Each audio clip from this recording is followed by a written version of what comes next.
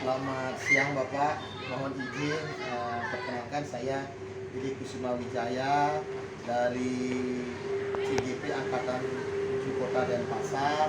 Di sini saya mendapat tugas terkait dengan demonstrasi kontekstual, yaitu mewawancarai salah satu kepala sekolah yang berkaitan dengan kasus dilema etika atau rujukan moral. Apakah bisa yang diizinkan untuk mewawancari Bapak? Oh, tadi kalau dan silakan juga yang bersama kepala sekolah dari sebelah Sumatera mencoba memberikan pemecahan masalah terkait salah satu masalah yang ada di sekolah saya sendiri. Oke Pak, kalau terima kasih Bapak atas izin waktunya memberikan yang kesempatan untuk melakukan wawancara ini. Sebelum yang mulai terkait dengan kejadian atau kasus-kasus yang ada di sekolah ini, apakah pernah Bapak mengalami sebuah kasus terkait antara dilema etika ataupun rujukan moral, Bapak?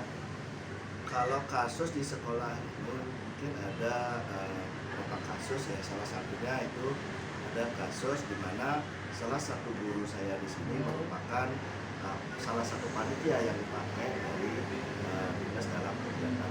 Oh, bisa diceritakan lebih lanjut Bapak? Oh, gitu. Jadi kalau itu kan guru saya juga di sini juga mau ambil keputusan seperti apa. Dia di satu sisi dia digunakan dalam panitia Porda dalam kegiatan lomba tingkat kecamatan. Sudah barang tentu waktu yang waktunya juga akan banyak digunakan di sana. Nah di sisi lain juga guru di sini juga harus melaksanakan tupoksinya sebagai seorang guru mengajar di sekolah ini dengan. Jadi intinya ada permasalahan terkait dengan salah satu guru menjadi panitia di Porjar dengan tugasnya dia sebagai guru yang harus dijalankan pada saat jam pelajaran. Seperti itu Pak ya? Sehingga begitu melakukan kegiatan di Porjar, otomatis di sekolah ini tidak bisa ada tupoksi dengan baik. Nah, dari pengamatan Bapak, nah dari cerita yang Bapak sampaikan tersebut, apakah itu termasuk rujukan moral atau dilema etika Bapak? Kalau secara pribadi, berdasarkan pemahaman saya sendiri itu termasuk dilema etika. Karena benar memang ibu guru yang di sini harus mengikuti perintah dari untuk sebagai panitia di Porda. Ya. Dan benar juga memang guru yang di sini harus melaksanakan kegiatan sesuai dengan tupoksinya sendiri di sekolah. Oh, berarti menurut Bapak itu sebuah dilema, kan begitu? Dilema etika. Ya benar juga Pak, saya juga merasakan juga seperti yang Bapak sampaikan, karena di sekolah saya juga ada guru seperti itu Pak. Nah, selama ini bagaimana Bapak dapat mengidentifikasi kasus-kasus yang merupakan dilema etika atau rujukan moral? Nah, seperti yang Bapak katakan tadi itu merupakan dilema etika. Apanya yang saling bertentangan, Bapak bisa diceritakan lebih lanjut?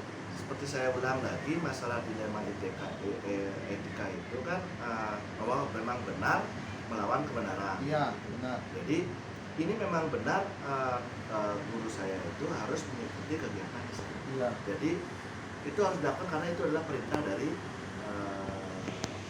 dinas, dari pemerintah yang memang dipakai tenaganya memang sudah berpotensi untuk di bidangnya. Dan benar juga kalau di sini dia harus melaksanakan tugas sesuai dengan tupoksinya, sesuai apa yang menjadi tupoksinya. Sehingga kalau dia melihat rujukan moral, kalau itu bukan termasuk rujukan moral, tapi termasuk dilema etika. Apakah yang bisa dilanjutkan untuk wawancaranya ini Bapak? Silakan. Selama ini bagaimana Bapak menjalankan pengambilan keputusan di sekolah Bapak, terutama terhadap kasus-kasus tersebut di mana ada dua kepentingan yang sama-sama benar atau sama-sama mengandung nilai kebajikan? Bagaimana Bapak cara mengambil keputusan terkait dengan guru tersebut Bapak? Kalau di sini saya mengambil keputusan selama harus bisa membagi waktu. Harus bisa Jadi membagi waktu ya. membagi waktu, kadang harus melaksanakan tugas tupoksinya sendiri di sini. Barangkali beberapa murid diberikan petugasan, kemudian itu yang dilakukan. Nah kebetulan juga guru-guru di sini juga mengerti juga di saat dia melaksanakan tugas ke sana, saya minta guru-guru di sini, terutama wali-wali yang pada jam itu yang tidak memiliki kepentingan khusus, misalnya tidak ada kesibukan untuk mengisi waktu kekosongan. Oh, berarti nanti yang bisa tangkap di sini Bapak menugaskan guru lain atau wali kelas untuk mengisi pelajaran tersebut saat berada di tugas di luar.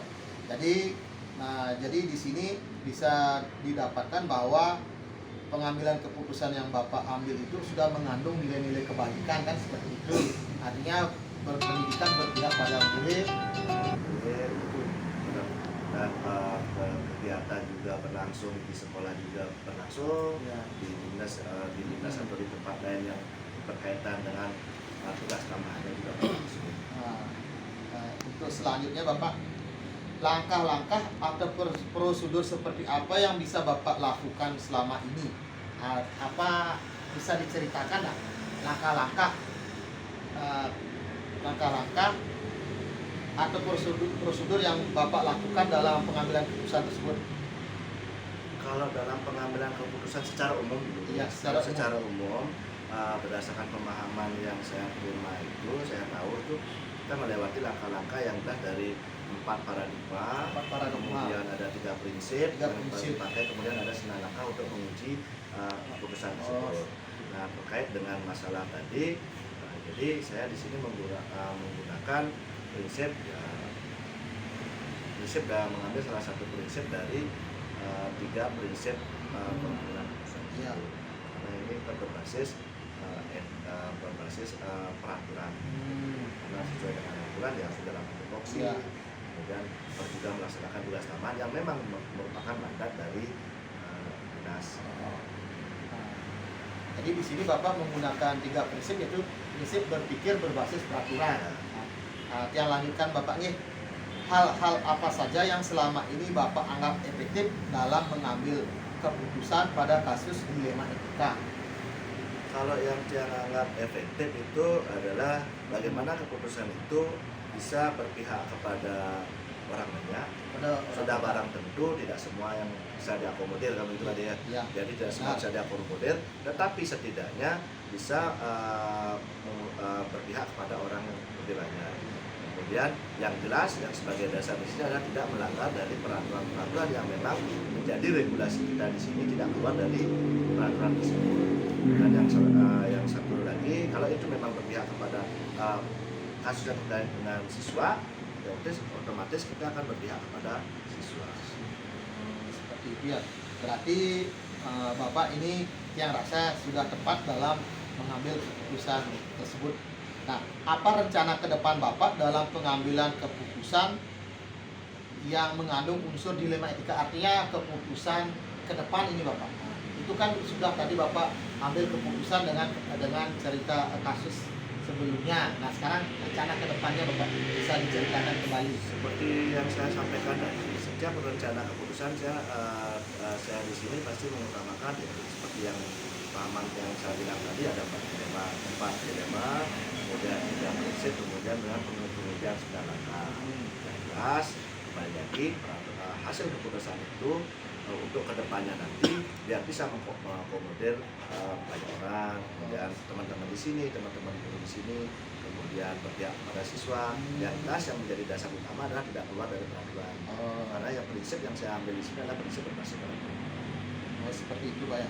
Wah, Pak sangat luar biasa Pak. Nah, hal-hal apa saja yang selama ini merupakan tantangan dalam pengambilan keputusan pada kasus dilema etika?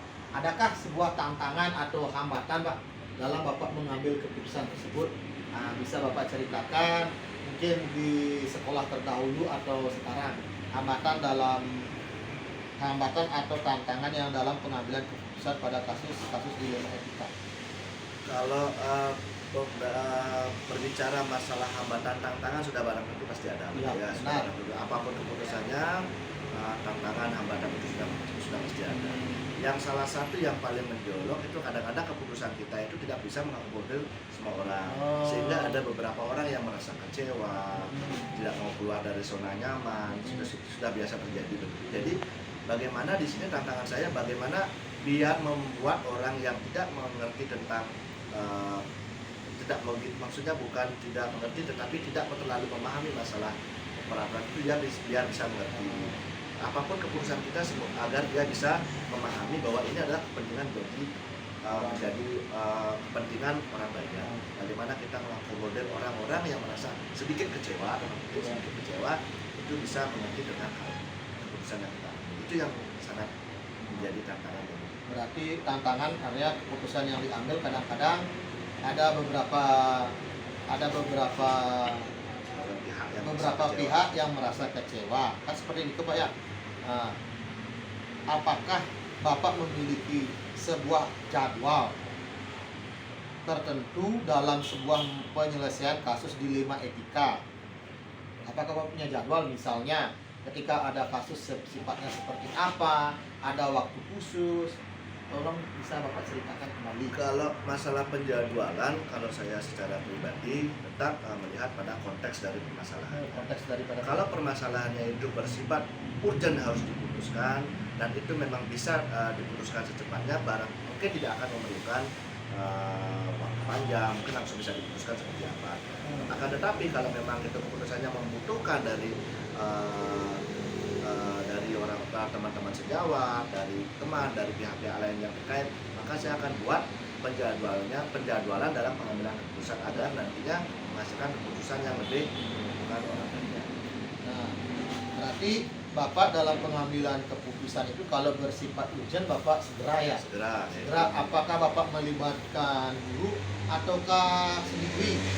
Jadi kalau konteksnya itu memang kita harus memerlukan, kita perlukan. Kalau kita memang konteksnya harus sendiri, ya kita putuskan saja. Berarti kalau pengambilan keputusan terkait dengan jadwal, memang ada jadwal tertentu. Ada jadwal tertentu. Kalau memang itu misalnya seperti kita pengambilan keputusan misalnya masalah PPDB, kita kan melibatkan orang banyak, otomatis kita akan adakan penjadwalan, kemudian kita kumpulkan dari rekan-rekan sejawat, pihak-pihak yang terkait, dari dinas, dari pengawas, dari klien, dari desa, kita kumpulkan dalam menentukan keputusan apa yang akan menjadi sebuah keputusan. Oh, berarti seperti itu Pak ya, dari ada jadwalnya juga yang lihat, kemudian prosedurnya juga Bapak sampaikan. Nah, bisa yang lanjutkan Pak ya? Silakan. Ya.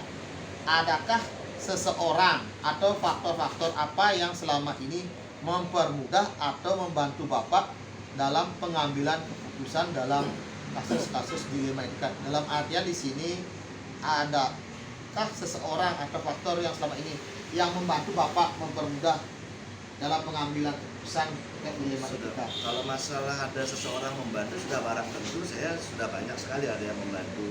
Artinya begini, yang membantu saya dalam mengambil keputusan ini, kalau yang di sekolah kan berkaitan ada teman-teman dari rekan sejawat, kemudian teman-teman dari petugas pegawai, kemudian dari TU tiang, kemudian dari penjaga, karena itu sangat membantu, kadang memberikan masukan, memberikan apa yang menjadi yang akan nantinya keputusan yang akan saya ambil. Oh, berarti di sini Bapak dalam mengambil keputusan terkait dengan sebuah dilema etika, artinya memerlukan pertimbangan daripada guru-guru, warga sekolah, baru bisa diputuskan. Kan seperti itu Pak ya? Nah, berarti di sini keterlibatan daripada guru atau warga sekolah sangat berperan Pak ya. Nah, pertanyaan terakhir Pak ya. Nah, dari semua hal yang telah disampaikan, pembelajaran apa yang dapat Bapak petik dan pengalaman Bapak dalam mengambil keputusan dilema etika? Dari semua hal yang telah disampaikan, pembelajaran yang apa yang dapat Bapak petik, itu pertama. Kemudian pengalaman Bapak dalam mengambil keputusan dalam dilema etika. Kalau pembelajaran itu sudah barang tentu seperti apa yang bilang tadi, setiap keputusan ada orang kecewa, kita akan melihat bagaimana gestur, bagaimana respon dari keputusan yang kita ambil. Itu semua pembelajaran itu bagaimana kita mampu melibatkan dia dalam keputusan dalam sebuah keputusan di mana dia sendiri yang secara pribadi bertentangan dengan keputusan itu. Terus itu kan seperti itu Pak, bagus sekali pembelajaran apa yang dapat Bapak petik dari pengalaman dalam. Nah Pak, terima kasih banyak Pak, artinya jawaban daripada Bapak sudah bisa saya tangkap, dan dalam hal ini dalam Bapak mengambil keputusan sudah yang lihat, saya sendiri melihat Bapak telah menerapkan 4 paradigma, 3 prinsip, dan 9 langkah pengujian. Walaupun dalam 4 paradigma bisa kita ambil satu saja, dalam ada 3 prinsip bisa kita ambil satu saja, dan 9 langkah pengujian, sehingga keputusan tersebut yang Bapak ambil akhirnya berdampak positif bagi lingkungan sekolah dan warga sekolah. Terima kasih banyak Bapak atas kesempatannya, yang ucapkan yang banyak-banyak berterima kasih dengan Bapak atas kesempatan yang berikan. Seperti ini Bapak nih. Oke, Sama-sama.